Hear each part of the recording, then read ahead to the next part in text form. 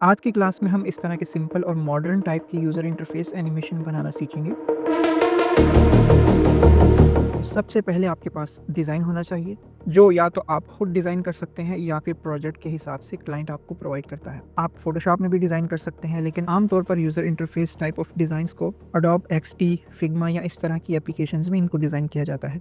आजकल SaaS type की जो वीडियोज़ हैं, जिनको सॉफ्टवेयर एज़ अ सर्विस जिसको कहते हैं, उस टाइप की वीडियोज़ बनाने के लिए हमें आमतौर पर इस तरह के यूज़र इंटरफेस इलस्ट्रेटर पर या एडोब एक्सडी या फ़ोटोशॉप पर हम डिज़ाइन कर सकते हैं। और ज़ाहिर है एडोब एक्सडी तो बाकायदा यूज़र इंटरफेस डिज़ाइन के लिए इस्तेमाल होते हैं। तो मेरे पास ये एक बिल्कुल सिंपल डिज़ाइन है। इसके तमाम एलिमेंट्स को यहाँ पर मैंने सेट कर लिया है। सबसे पहले है मेन्यू, उसके बाद ये जो एलिमेंट्स आपको नज़र आ रहे हैं, और फिर उसके बाद नीचे ये फ्रेंड्स और नीचे ये 2 प्रोफाइल्स शो हो रही हैं। तो इसको मैंने यहाँ पर सेट कर लिया, फ़ाइल को सेव कर लिया और इसके बाद मैं ओपन करूँगा आफ्टर इफ़ेक्ट। तो मैं यहाँ से फ़ाइल को इंपोर्ट कर लूँगा, डबल क्लिक किया और फ़ाइल को यहाँ से कर लूँगा इंपोर्ट। और जैसे इंपोर्ट किया तो मेरे पास से ऑलरेडी कंपोज़िशन बन के आ गई। तो जब आप कोई फ़ाइल इंपोर्ट करते हैं इलस्ट्रेटर की फ़ाइल इस तरह से, तो आपको ये ऑप्शन सेलेक्ट करना होता है। जैसे यहाँ पर ये है कि इंपोर्ट एज़ फुटेज और कंपोज़िशन रिटेन लेयर साइज़, आपने इस तरह से इसको इंपोर्ट करना है, तो आपके पास फ़ाइल जो है वो सारी लेयर्स के साथ यहाँ पर इंपोर्ट होगी।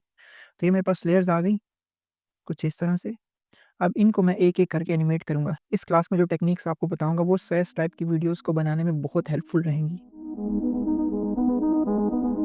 तो सबसे पहले मैं अपने इंटरफ़ेस को सेट कर लूँगा, क्योंकि मेरे पास ये वर्टिकल में इसका प्रीव्यू है, तो इसके इंटरफ़ेस को मैं कर लूँगा थोड़ा-सा एडजस्ट। इसको मैं यहाँ पर कॉर्नर पे ले आऊँगा, कुछ इस तरह से।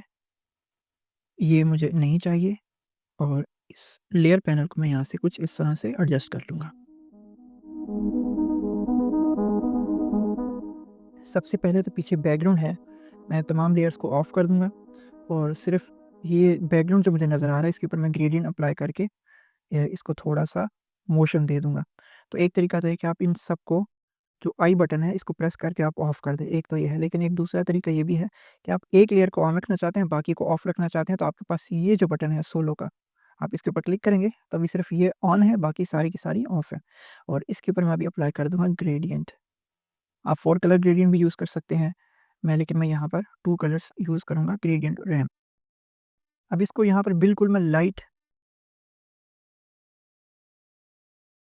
और इसको यहाँ से मैं कर लूँगा एडिट, इस तरह से। और इसको मैं कर दूँगा एनिमेट और इनको मैं दे देता हूँ की फ्रेम, और इसके 5 सेकंड्स पे जाकर इनको मैं कुछ इस तरह से एनिमेट कर दूँगा।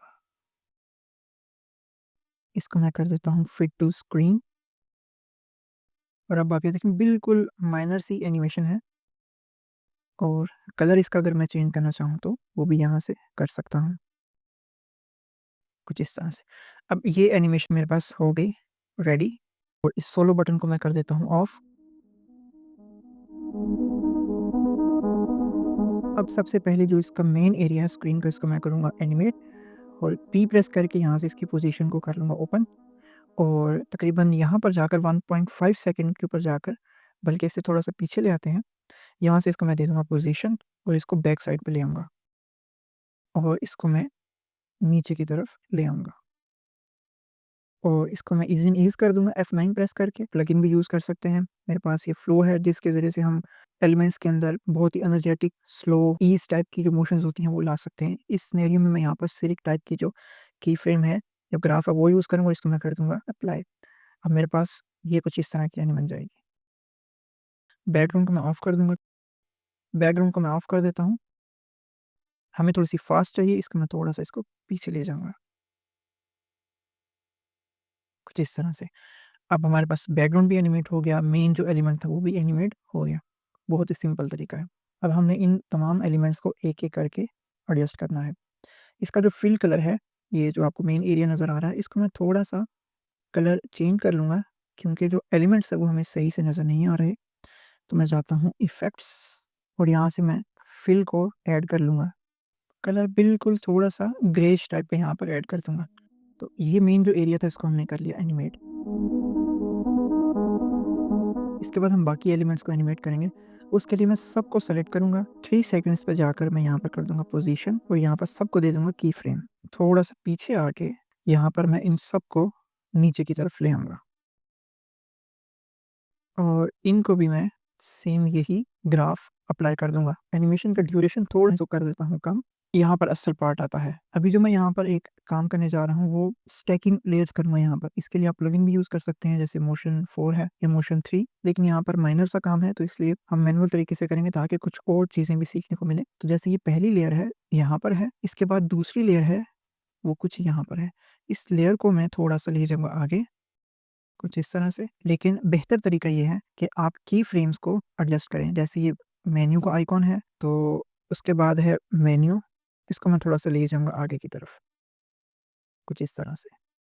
इसी तरह से इसको भी उठा के थोड़ा-सा आगे ले जाऊँगा, इसी तरह से बाकी तमाम लेयर्स के ऊपर। और इसको मैं थोड़ा-सा एडजस्ट कर लेता हूँ, इसकी टाइमिंग।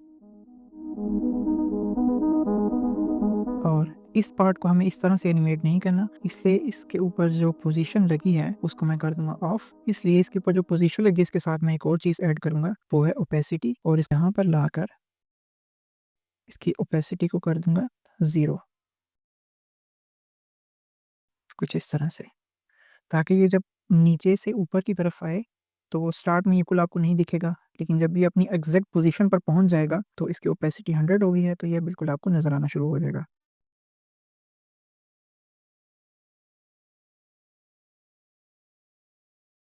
तो एनिमेशन थोड़ी-सी लंबी हो गई है, लेकिन इसकी टाइमिंग आप एडजस्ट कर सकते हैं। और इसमें सबसे इम्पोर्टेंट पार्ट जो भी आपको बताने जा रहा हूँ, वो ये है कि ये जो स्क्रॉल बार है, ये जो कलर है यहाँ पर, ये कलर नीचे भी शिफ्ट हो, इसको हम किस तरह से करेंगे, वो मैं अभी आपको बताता हूँ। उसके लिए ये करना है आपने कि आपने यूज़ करना है फिल कलर, और इसको मैं अप्लाई कर देता हूँ इसके ऊपर, कुछ इस तरह से। और इसका कलर भी हम कर लेंगे पर्पल। कलर पिकर के ज़रिए से कलर इसके ऊपर ऐड कर दिया, और इस फिल कलर को हम एनिमेट कर सकते हैं। मिसाल के तौर पर जब ये कर्सर यहाँ पर आए, तो ये कलर इसका चेंज हो जाए, और जब यहाँ पर आए तो इसका कलर चेंज हो जाए, इसी तरह से नीचे की तरफ जाते हुए। तो सबसे पहले हम इसको एनिमेट कर लेते हैं। इसको हम करेंगे सेलेक्ट, इसको हमने रिपोज़िशन, और इसको ज़ूम करके हम नीचे की तरफ ले आते हैं, कुछ इस तरह से। बिल्कुल एक्यूरेट हम इसको उसकी जगह पर रखना चाहते हैं, तो उसके लिए हम गाइड्स लगा लेंगे, उसके लिए कंट्रोल आर प्रेस करेंगे, तो आपके पास ये गाइड्स आ जाएँगी। और इसी तरह से हम अगले सेकंड में नीचे की तरफ जाएँगे, इस तरह से। अब मैं चाहता हूँ कि ये कलर इसके ऊपर यहाँ पर शिफ्ट हो, तो उसके लिए मैं क्या करूँगा, इस कलर को मैंने किया कॉपी, और इसके ऊपर कर दिया पेस्ट। अब जैसे ही यहाँ पर आएगा, जब इस स्क्रॉल बार को हम नीचे करेंगे, तो ये कलर यहाँ पर शिफ्ट होना चाहिए, उस वक़्त शिफ्ट होना चाहिए। तो उसके लिए मैं क्या करूँगा, यहाँ पर लगा लूँगा की फ्रेम, यू प्रेस करेंगे तो आपके पास ये कलर के की फ्रेम्स आ जाएँगे। और जब ये ऊपर होगा यहाँ पर, तो इसका जो कलर है वो मैं कर लूँगा ग्रे, जैसे पहले था। तो यहाँ पर ये कलर पहले हो गया कुछ इस तरह से, और फिर जब ये नीचे आएगा, तो ये कलर फ़ौरन चेंज हो जाएगा, कुछ इस तरह से। और पहले वाला जो कलर है वो फ़ेड आउट होना चाहिए, उसके लिए भी मैं क्या करूँगा, लगाऊँगा की फ्रेम और यू प्रेस करूँगा, तो ये कलर मेरे पास आ गया दूसरी लेयर का। जैसे ही ये नीचे आता है, तो कलर इसका होना चाहिए कुछ इस तरह से, ये पर्पल ही। और जब ये ख़त्म होता है, तो फिर इसका कलर जो है वो चेंज हो जाना चाहिए, कुछ इस तरह से। अब अगर इसको प्ले करके देखें,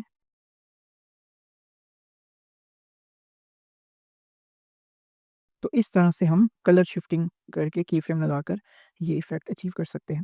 तो इसके और बहुत सारे तरीके हैं कि आप नल यूज़ कर सकते हैं, एडजस्टमेंट लेयर यूज़ कर सकते हैं, वो एडवांस तरीके हैं।